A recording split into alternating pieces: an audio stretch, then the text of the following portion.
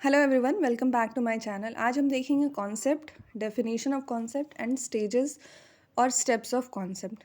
First, अगर मैं lemon शब्दों में बात करूं तो कॉन्सेप्ट एक ऐसी चीज़ है जो आप एक ऑब्जेक्ट के लिए बच्चों को बताते हैं।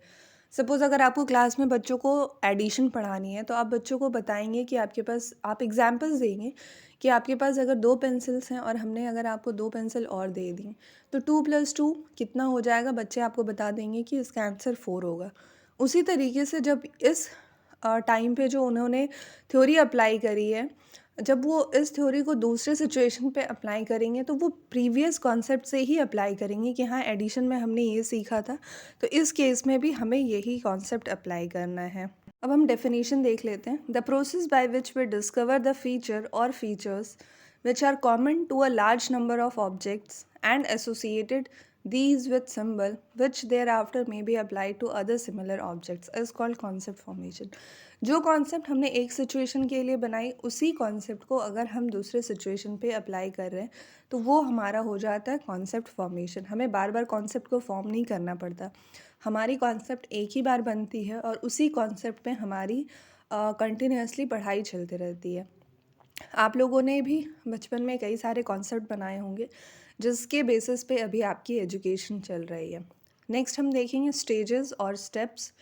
बेसिकली 4 स्टेप्स होते हैं कॉन्सेप्ट फॉर्मेशन के। नंबर 1 इज़ एक्सपीरियंस और exploration, abstraction, generalization and analysis. अब हम इसे स्टेप बाय स्टेप देखते हैं। Experience is the process of direct participation in an action. आप जब भी कोई कॉन्सेप्ट बनाते हैं तो उसको आप पहले एक्सपीरियंस करते हैं। मैं अपने क्लासेस में भी ये एग्जांपल देती हूँ कि सपोज़ आपने 2 प्लांट्स रखे हैं, एक प्लांट को आपने सनलाइट में रखा और दूसरे प्लांट को आपने डार्क रूम में रखा। तो आप धीरे धीरे ऑब्जर्व करेंगे कि जिस प्लांट को आपने सनलाइट में रखा है वो प्लांट ग्रो हो रहा है, बट जो आपने डार्क रूम में रखा है उसे सनलाइट नहीं मिल रही है तो वो ग्रो नहीं कर पा रहा। उसी तरीके से आपने एक्सपेरिमेंट करा कि आप एक की जगह 2 या 3 4 प्लांट्स रख रहे हैं सनलाइट में, तो आप ये एक्सपीरियंस कर रहे हैं कि जितने भी प्लांट्स आपने सनलाइट में रखे सब अच्छे से ग्रो हो रहा है। तो ये कॉन्सेप्ट आपने बनाई कि प्लांट्स के ग्रोथ के लिए सनलाइट बहुत इंपॉर्टेंट होता है। ये आपने एक्सपीरियंस किया, पार्टिसिपेशन किया, आपने जब वो एक्शन परफॉर्म किया तो आपकी पार्टिसिपेशन वहाँ पे हुई। Next step is abstract. Abstraction is a process of discovering the common elements in a large number of situation। जब आप एक सिचुएशन से अपनी नॉलेज को बनाते हैं, सपोज़ मैं अगर एग्जांपल दूँ, आपने बच्चों को बताया कि जितने भी 4 लेग्ड के एनिमल्स होते हैं उनको हम डॉग बोलते हैं।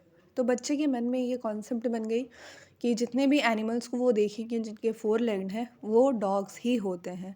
बट धीरे धीरे जब वो अपने नॉलेज को और रिफॉर्म करेंगे और थोड़ा एक्सपीरियंस करेंगे तो उन्हें पता चलेगी कि नहीं, 4 लेग्ड के एनिमल्स और भी डिफरेंट डिफरेंट होते हैं, जिनमें कैट भी हो सकता है, काऊ भी हो सकता है, और भी बहुत सारे चीज़ें हो सकती हैं।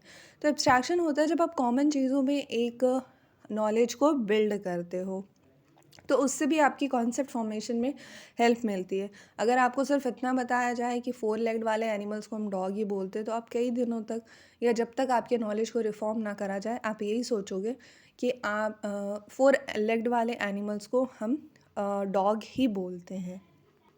नेक्स्ट स्टेप है जनरलाइजेशन। जनरलाइजेशन एक ऐसा प्रोसेस है जहाँ पे आप अपने रिजल्ट को जनरलाइज करते हैं।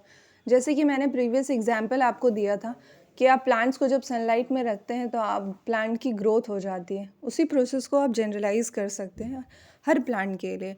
आप कितने भी प्लांट्स बाहर सनलाइट में रखें तो आपको रिजल्ट क्या मिलेगा कि प्लांट की ग्रोथ अच्छी होती है। तो दैट इज़ अ जनरलाइजेशन। जब आपने रिजल्ट पाया तो और भी सिचुएशंस पे आप उस रिजल्ट को जनरलाइज कर सकें।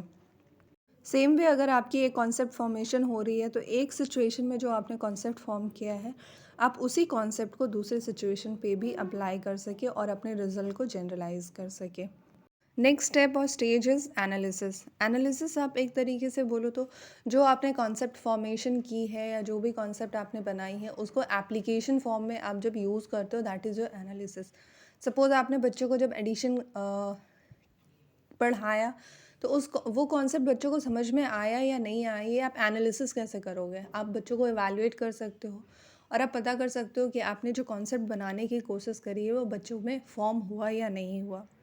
तो बेसिकली ये 4 स्टेप्स थे। आई होप कि आपको क्लियर होगा। अगर आपको वीडियो पसंद आए तो please like and share and subscribe. Thanks for watching.